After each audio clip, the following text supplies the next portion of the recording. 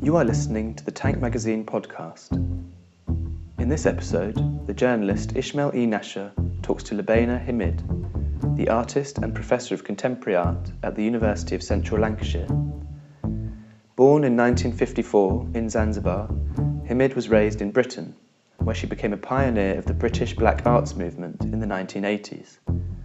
Her work eloquently addresses black identity and history in Europe and the diaspora, and in 2017 she was awarded the Turner Prize. Einashe met Himid on the occasion of her first major show in France, titled Gifts to Kings, which was exhibited at the Museum of Contemporary Art in Sérignan. The text version of this interview is published in the 2018 Tank Summer Reader issue.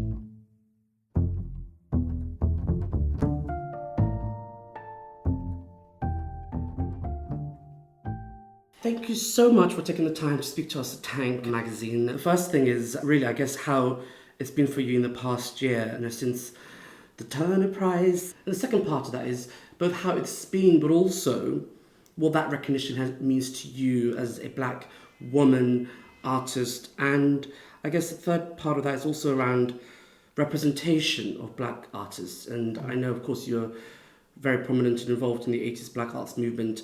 So really, just how's it been, and more broadly, what is your feelings around the ways in which, well, I might say there's not that many black artists' voices? Well, no. Strangely, though, of course, I hear black artists' voices because I talk to artists of colour all day, every day, because they're my friends and I've worked with them for years. But how's it been? Well, since the day of the nomination, the day that was announced, a lot of things did change extraordinarily. I mean, I've never spoken to magazines and radio and TV to this extent ever. And I'm 63 now, and I've been making work and publicly showing it since I was about 28, something like that. So not from when I was very young, but, all that time. So that is kind of pretty extraordinary. What was sort of more extraordinary is I live in quite a small city. And from that announcement date, every single day, whether I'm in that small city or I'm in other cities in the world or in London, somebody comes up to me in the street and says either, oh, are you that person who's, when I was nominated, up for that thing? Or are you Lubaina Himid, nominated for the Turner Prize or something? And every single day, and that's never happened to me before, that this kind of recognition, and it's only small because it's just, I'm not taking up be recognised necessarily on the streets of, Rio de Janeiro, but I found that in a local sense, I felt quite a lot of responsibility, and in a community sense, that community of black artists that I know, I felt an incredible, not pressure put on by them, but an incredible pressure because I was utterly convinced that I wasn't going to win it. I thought I would be in the long line of black women who'd been nominated for the Turner Prize. I would be there as a bit of colour, something to, pique the interest, a bit of, a bit too old to be that kind of, sexy bit of colour, that kind of thing. I don't know about that. And I thought, it's a PR thing because there was much emphasis put on my age. So the rules were changed. How did that make you feel? Bad, which I hadn't realised that it would make me feel bad. But I realised, I always knew how old I was, but I realised that I really only had, say, 20 years of making at the most left in my life, and that I'd had 64 years had gone, 63 years had gone. And there's something really disconcertingly, it pulls you up short, you're really very aware suddenly of the shortness of life. So there's constant questions about what's it like to be the oldest woman, what were really bad. But generally speaking, people were just incredibly supportive. And it's been good in that I've been able to have conversations with more people, with more people who didn't think they were that interested in art. I live in a bit of a sheltered world in that I teach artists, my friends are artists, so in my everyday is a bit, narrow in that sort of way. But I have found that a lot of people are asking me to speak about politics. And of course, I know about politics, but I know about politics like everyone else does, from what I read in the newspapers, from what I see on the television. I'm not a politician. I don't. I'm not a community worker.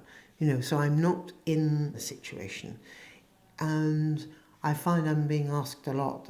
Perhaps people think it's easier to hear an artist talk about politics than somebody who really knows. So I'm refusing quite a lot of requests because I'm not qualified to know the intricate and nuanced details of political situations in order to be able to have an opinion. What kind of requests are you getting exactly? Well, I'm getting questions like, what do you think of international aid? Well, of course, I sort of think, well, I'm sure it's a complicated question. I know it's a complicated question. Do you know what I mean? I know that it's a very politicized decisions have gone. You know what I mean? So it's those sorts of things. Or what do I think of the situation in Palestine and these things that I know what I think, and I have an opinion, but only as I receive it as everyone else received it. That's fascinating, because I think what's interesting is that being invincible in a sense, in terms of you were visible to your community as an artist in the black art movement in the 80s, but then with this prize becoming more visible, suddenly you become a conduit for everything that's black related, right? What do you think about the DRC? Yeah, and I don't know. Or if I do know, I'm not qualified to be the expert. And I know, conference of textile designers, which I'm not an expert at, want me to do a keynote. I can go with that. I can talk about the politics of women's dress in a textile conference, but I feel incredible pressure to become a politician. I made decisions in my time not to be political in that way. I can speak.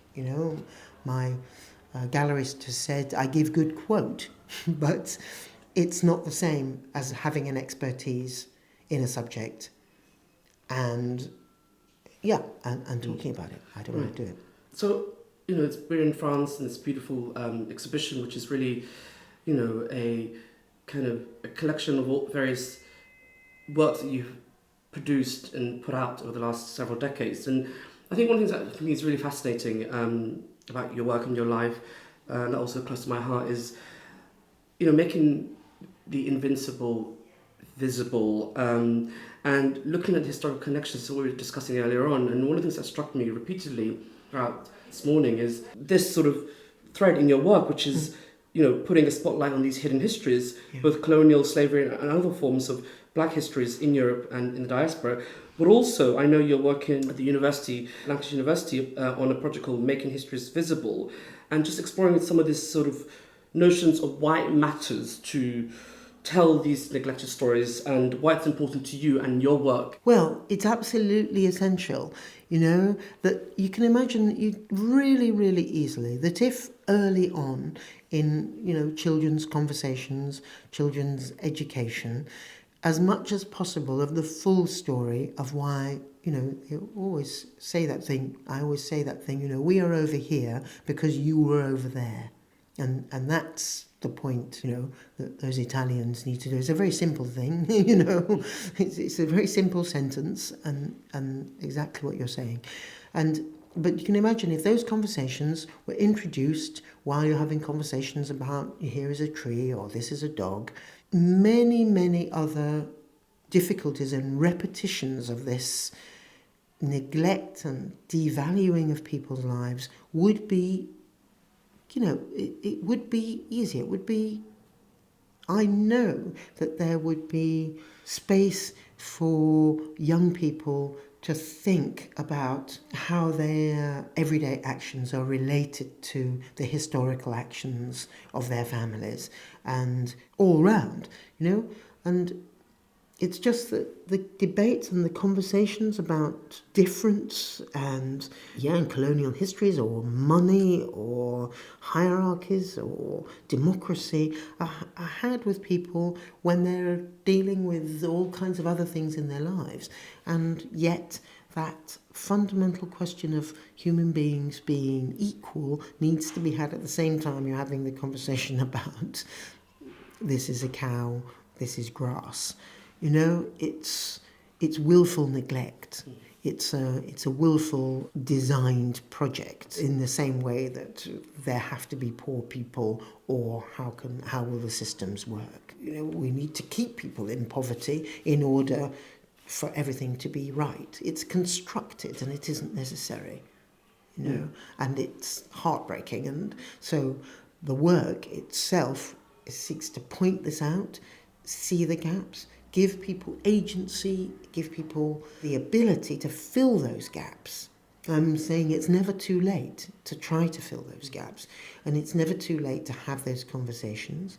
And the project, the Making History is Visible project, in a way, is there to show young black artists the mistakes that we sort of made with our project in the first place, you know, or to bring up some of the issues that came up, whether shows should be called Thin Black Line, Black Woman, Time Now, 5 Black Women at the Africa Centre. They had to be called that because we were invisible.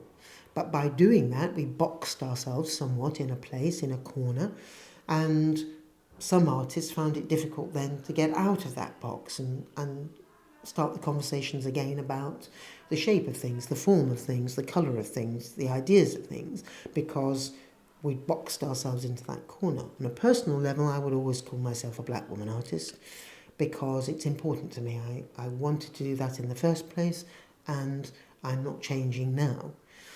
But for other artists who perhaps were trained as artists as opposed to designers, like me, that talking about the spirituality of the work, the essence of the work is sometimes hampered by a constant narrative underneath it that addresses race.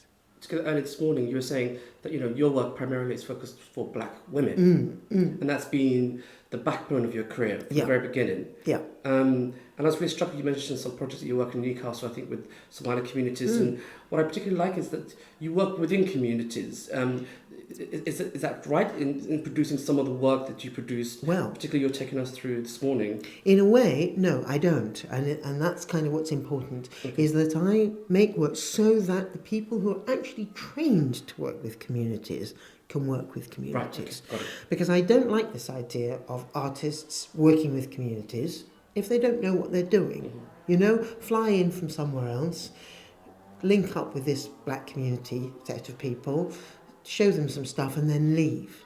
The point is to work with the people that will be working with those communities long beyond the exhibition and take some of what I've done to this conversation with whoever it is that's living there now and build on something that the people themselves have already brought and build on something that the museum or whatever already has. So that I've been and gone but given something to start the conversation off, because I would go and then the group would then what? Sure. So what happened with that set of people is, as I said, they worked together with the people in the museum and started to talk about being creative, started to talk about their families or their friends or people that they knew. Instead of talking in terms of escape or flight, they started to talk in terms of cloth and colour and everybody felt all round that opened up a way of feeling themselves again rather than other. Yeah, and I think the other thing you mentioned also this morning was that really struck me was leaky borders and the work that you had done in South Korea. And that question, which, where you're from, which I think in any country in Europe, at least, in a city, in a town, a black person will have dealt with. Yeah. And the degree to which they've dealt with that might have changed. Yes. But I just thought one part of that is, you said you were in this city in South Korea and you were literally the only black person there. But of course you got that question, but in a slightly different context, I guess, to Europe. But the idea about the leaky borders just really struck with me because it's not both just a physical border, but it's also one of ideas. Yeah. And the idea of, those sticks and the way you'd arranged them and that kind of imagery was really actually reminded me of the boats. And I think one of our other colleagues mentioned this morning. Yeah. It reminded me of the boats that crossed the Mediterranean. Yeah. And we're in the south of France. Yeah. And they're all leaky dinghies Yeah. carrying bodies and black Yeah. bodies. Yes, and they're arranged in that way. Arranged in that wave formation to absolutely mirror the shape of a boat, to remind you of a boatyard, to remind, yes, and the point is about each of those planks that there's a gap between. It's absolutely, and the only thing that can fill it is you. You can go inside it, but you can see through it. Yes, it's absolutely to recreate that crew. Some of it is to recreate that Korean boat, that way of defending the Korean borders that way against the Japanese, against the Chinese, but also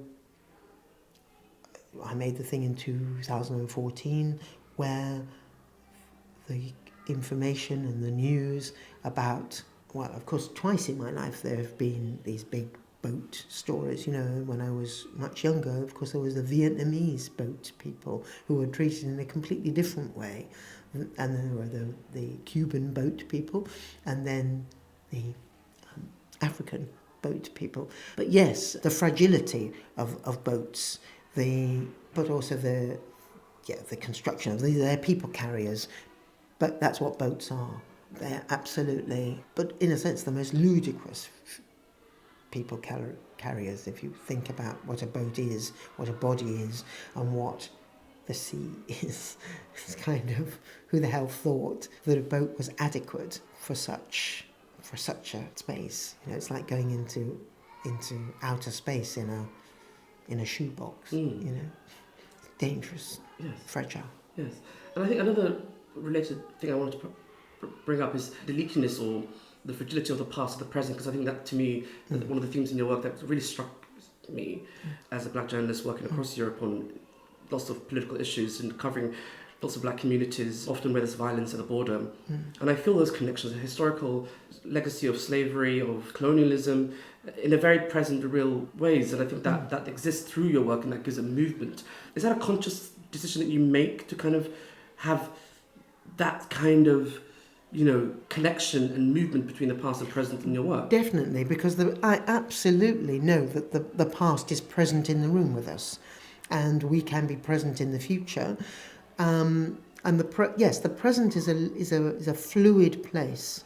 Absolutely, definitely. We don't exist at all in this kind of bubble of today. And I do think there is a tendency in terms of much white European conversation to try to box the present in the present and not allow. I think Brexit is a prime example of not thinking of the consequences of something, and not understanding the past of something, and not seeing the present as this rich mixture. You know, you can see it in a very positive way as a rich mixture of the past and the future, and see it the present as a time in which you can influence the future with the information that you gather from the past. It just is so obvious a way of thinking to me that I can't understand why that isn't the way we think, you know? And I think, because I think there's a collective amnesia in much of Europe about the colonial legacy, and it really struck me. So 2 years ago, I was in the Netherlands, and I was in The Hague at Marriott House. Okay. You know, and I think it was 3 years ago, and they just reopened it, and it was extraordinary, sort of the Dutch masters everywhere, and they had one line in the whole museum which said the origins of this place, which was solely there because of the slave trade, because the Dutch had pioneered the triangle in the Atlantic, and because they were there. They were there first. They were there first. Yeah. But there's no mention of that. No. And the riches of the Dutch masters, the riches of what the Dutch achieved in the Golden Age was completely erased. But it seems to be that black folk remember, despite having history stolen from them. And it's interesting that there is this collective amnesia, and I feel, to me, as a viewer, your work is consciously and subconsciously pushing against that tide of sort of historical amnesia about these things that have happened, that live with us, that exist all around us, that we sort of wish away. Absolutely. I mean, you can't have a decent conversation. You can't have a conversation about food without referring to the colonial past. And that's just sort of everyday thing, or clothes, or, those everyday things. So never mind the more serious conversations about how we live and how we have to live. And I think the collective amnesia in mainland Europe is astonishing, and it makes the British look utterly radical and forward-thinking. I think the British have sorted it in a much better way, certainly than, as much as I know, the French, the Italians, the Dutch and the Germans. And it could be because the British are a bit sort of, I don't know, the phrase I would use is that they can't be asked, they can't be asked one way or another.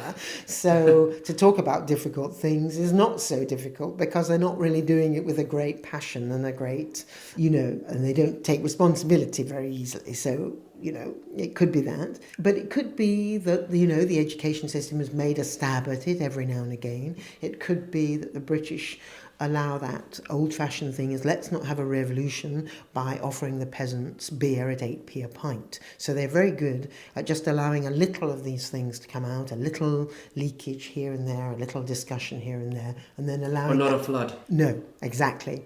But if you do it gently, of course, you don't get a flood.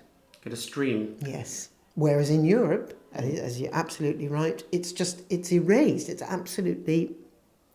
People cannot and will not make those connections. And part of having shows in Europe is so that I can say to curators, yes, I'd love to have a show here, it's a very beautiful thing, but one of the things I'd like to do is to have an external program in which you ask artists who are black, who are working here in this country, to talk about their work. Not to talk about what is... Here Yes, yes. Who have you... Well, as part of this, Christina Yene, who works with me at Central Lancashire, but who is also the director of the Casablanca Biennale, so we work together at Making Histories Visible, is talking to Françoise Vergès, and they're both speaking, obviously, in French, in France, about artists that they know, black artists that they know, working in France at this time. And some of those artists are French citizens, and some of those artists have come and gone, if you see what I mean, and have come from other places. But they're going to be talking about that. Because again, me talking about it, I'd just be reading what Christina Yene had written, and I'd be reading it. And I'd be speaking in English. And it was very, very important to me to have this discussion in French so that it was accessible also to people who perhaps had come from somewhere else and whose first language was something else, but who spoke French. Because I didn't want to be speaking at that, of course, lots of educated, usually middle class, white French people speak English, but then that, the same in Germany, then that cuts out a whole lot of people who might not come because they think, oh, this whole discussion is going to be in English. So it's very important to me to get to the belly of the beast and have French curators, black French curators in France talking about black artists in France. Right. And this curator was very up for it. The other point was about negative positives and why it's important to challenge how black people are framed in the media. We discussed this morning a little bit about... because you see it every day, and it's very obvious when you see it in certain newspapers that black people are presented again and again and again with in a similar way, and that way has almost nothing to do with the way that we encounter each other, or that white people encounter black people, even in the everyday. The white people don't encounter black people in Britain in the everyday armed to the teeth with knives and guns. We all encounter each other in shops and offices and in parks and, and listening to music or whatever. And we are very rarely presented in a public way, in the way that we are in our public private lives.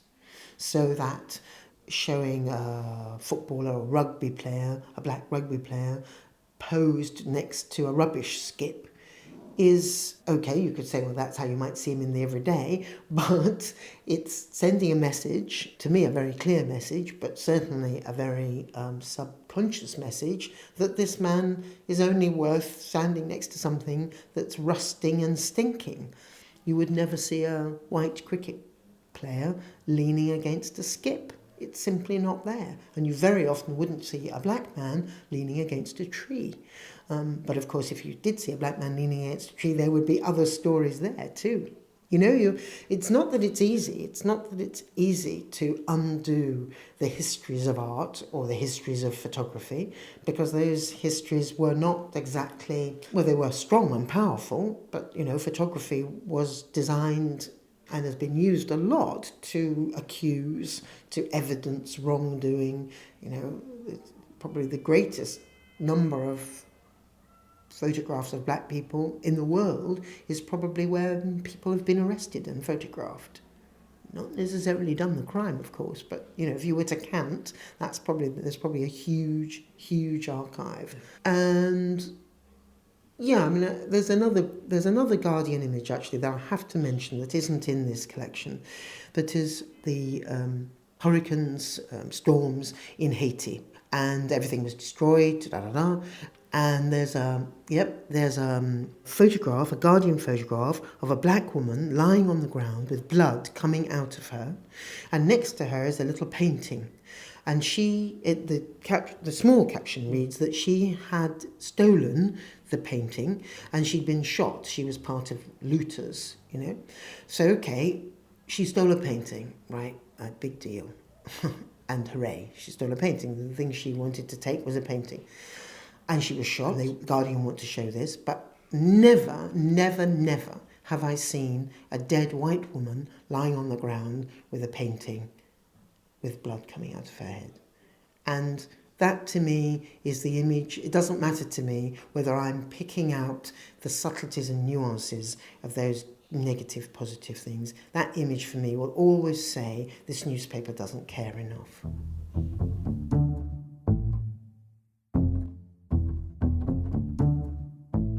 To hear more podcasts from Tank Magazine, be sure to subscribe on iTunes or follow us on SoundCloud. The theme music for this podcast is taken from Waiting Games by Kate Simcoe and the London Electronic Orchestra.